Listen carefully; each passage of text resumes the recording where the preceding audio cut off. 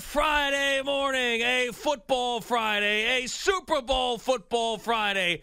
Bengals are back in the Super Bowl football Friday since Boomer was the quarterback, and we are all on the bandwagon. If you're watching on CBS Sports Network, you can see I've got the Jackpot Joey shirt on. Al's got the Jackpot Joey shirt on. Jerry and Boomer have Boomer Esiason jerseys on. Eddie's got the Bengals ugly Christmas sweater, and I've got Boomer's last helmet from the 1990s on my head, and I'm trying to get my headphones into my ears so I can hear everything that's going on, and it's a little difficult, but I don't care because it's the Super Bowl, damn it, and we are all on the Bengals bandwagon. Boomer, here we are. Good morning. How are you? Are you kidding me, man? I am ready. I got a little bit of nerves right now. I got the butterflies are flowing, and I can't wait until Sunday gets here, man. This week has been unbelievable. I have to tell you, I would have, you all right? Yeah. All right. I would have never thought that had the Bengals made it before this, I don't know if it would be as intense as it has been this week, just for me, and I'm not even playing. Yeah. You know what I'm saying? Oh, there we go. There you go. You better now? Yeah, I just want to get the headphones in there so I can hear what's going on. Like if Eddie's playing drops or Al's talking and all that Right, stuff. I hear you, man. But you look good, man. I like your Joey, you got your Jackpot Joey. Jackpot Joey, yeah. Right, exactly. Absolutely. Yes. So this is a few other things too. I did bring a Houday sweatshirt. Nice. You know, I don't know if one of you guys wanted to wear that later That's on. That's an old school one right there. Feels like it, doesn't it? Yeah. Look at that. Is That's that nice. from like the 90s or the 80s, or is that like new that it's a retro fit? No, this is from Sydney. She sent this. Oh, nice. Okay, all right. Perfect. All right, so Sydney's all over this. Perfect. What else you got in that backpack? Little Casamigos. All right. All right, is that all right? All right. Yes, of course it's all right. We were going to do like a little celebratory shot, right? I got the Casamigos. Uh-oh. I got those right there, the shot glasses. Casamigos shot glasses. Yeah, we are good to go. Perfect, man. I tell you. We are ready, man. I'm telling you, it's been a long week, but it's been a hectic week. It's been a fast week. But I can't explain the feelings. Like I'm back and forth with my former teammates and everything. A bunch of guys are going, and the team offered tickets to Legends players. Sure. That were a part of, I believe, I don't know how they did it, but it might have been guys that were a part of either one of the two Super Bowls in the 80s. Okay. And they're having a big tailgate out there and everything, and it's going to be great. And I think there's a lot of positivity. A lot of guys are jacked up, man. I know I am jacked up. I know all the Bengal fans in my life are jacked up. Everybody's really, really, just totally all in on Sunday. Well, it's fun to see you get this excited about something because I know it's the Rangers are your team and you're a big fan. You love the Mets. You love the Knicks.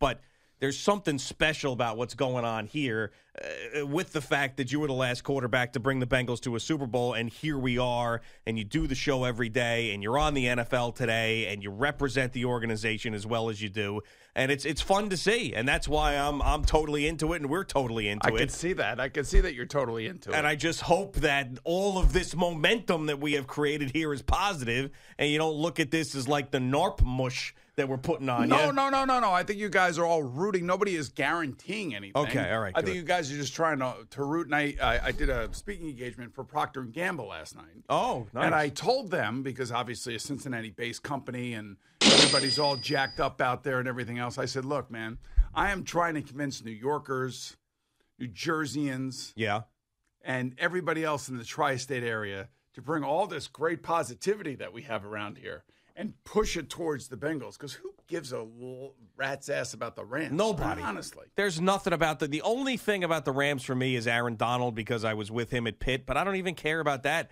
because the Rams, there's just nothing fun about them at all.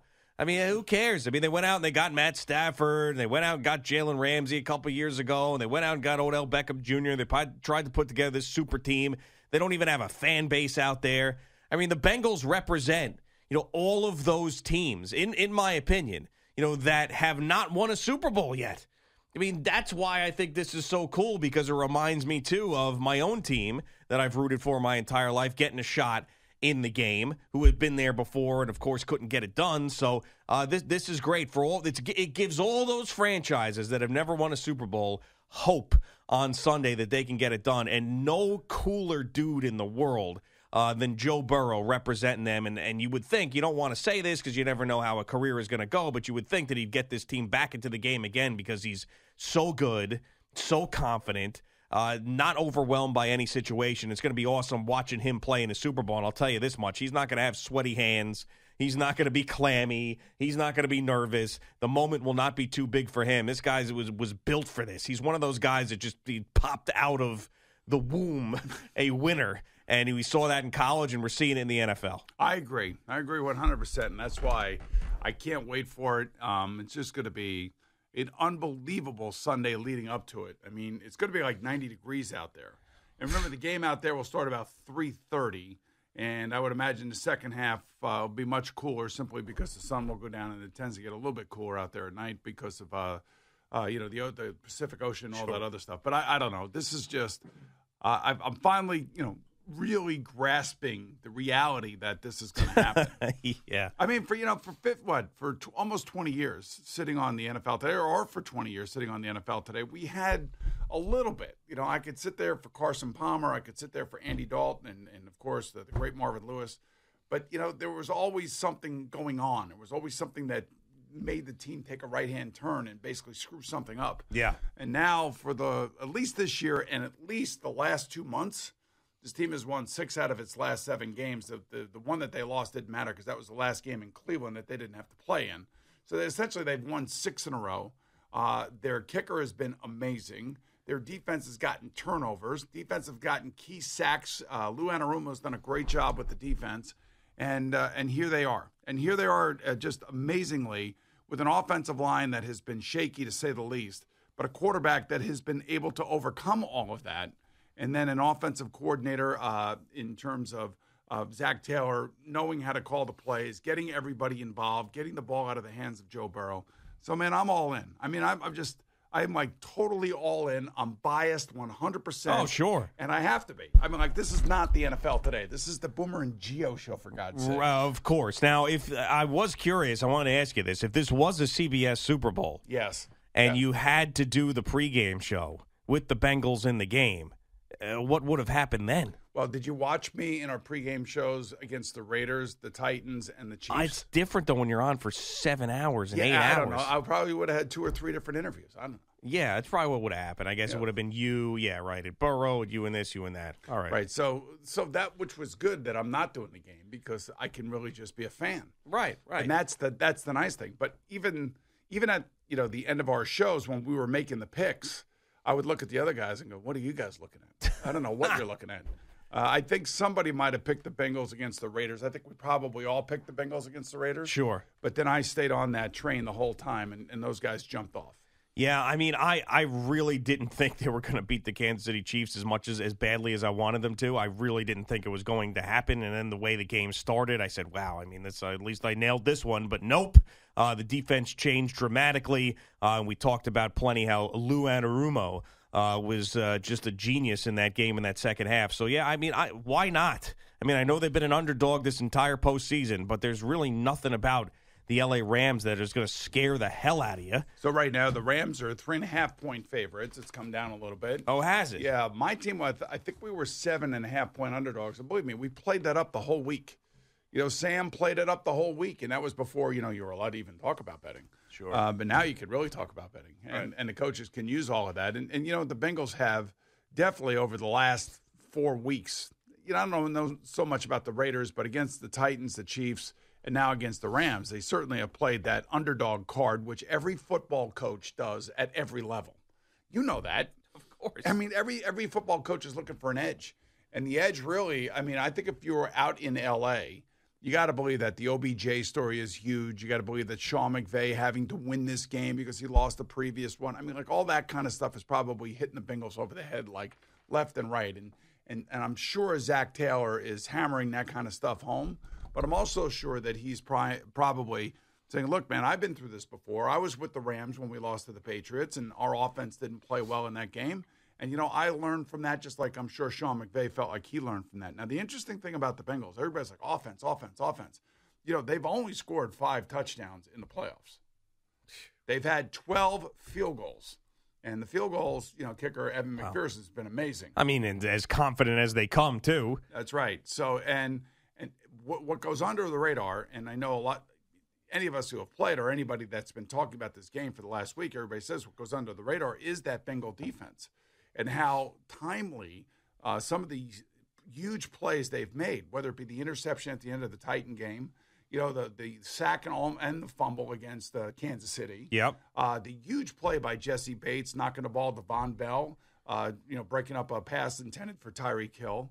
And then there have been coaches and players that have made key mistakes during these games against the Bengals, and they have basically pounced on every one of those mistakes, whether it be going for 2 when Mike Vrabel didn't have to, whether it be going for the touchdown with 5 seconds to go in the first half when Andy Reid should have kicked the field goal there.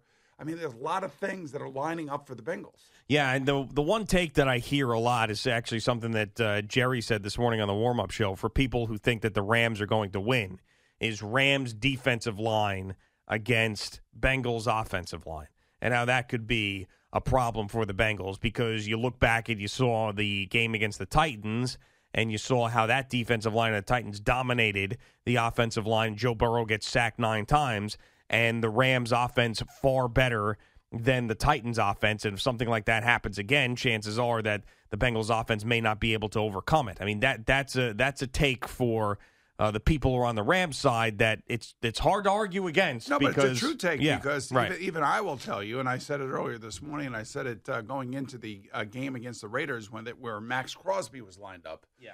So most of the pressure has been coming from the defensive left side, which means the offensive right side, and that's where they lost their free agent tackle that they signed, Riley Reif. They've had a revolving door at right guard, and I mean, I'm not even sure who's starting for them at right guard in this particular game, but because they're getting a guy back from injury, I think they played at Clemson. But the point being is you're playing against the best defensive lineman of his era, and maybe one of the greatest defensive linemen of all time, and he'll outdo the best of guards and tackles, let alone the undrafted free agents or the guys that are really having a hell of a time in the playoffs. So he's a menace. But the Bengals have gone with a lot of 6-man blocking schemes, sure, with an extra offensive lineman on the field and stuff like that. And I'm sure Zach Taylor will have something to try to nullify the quick pass rush that Aaron Donald will create. But Joe Burrow gets the ball out of his hands. He doesn't fumble when he does get sacked, so it's not like a Daniel Jones situation.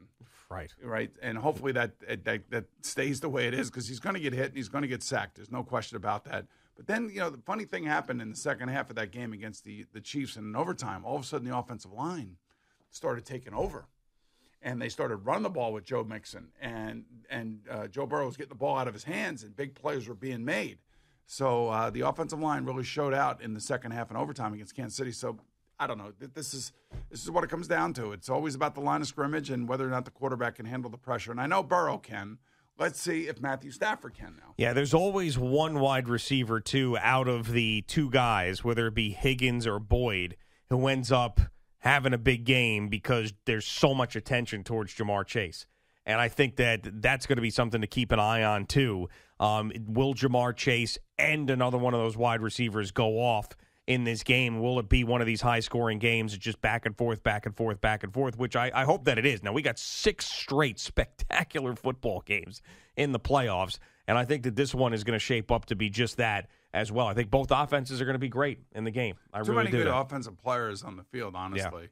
Yeah. They're great defensive players for the Bengals, too. Trey Hendrickson had a great year.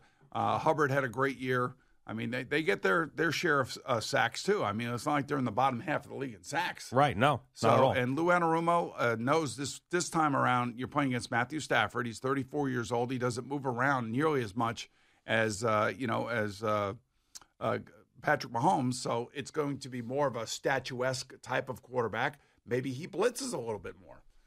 Maybe he gets after him instead of sitting and only sending 3 guys. Yeah. Doesn't have to worry about spying against Matthew Stafford. He can move, and he will move, but you don't have to worry about that aspect of the game as much as you did if you're playing against like a Josh Allen or Lamar Jackson or a Patrick Mahomes. So look, I mean, I'm just excited, man. Yeah, we all are, man. This is it. Jersey, and I'm excited. What can I tell you? We all are, and it's finally here after 2 weeks of waiting, and I just can't wait for it to get started.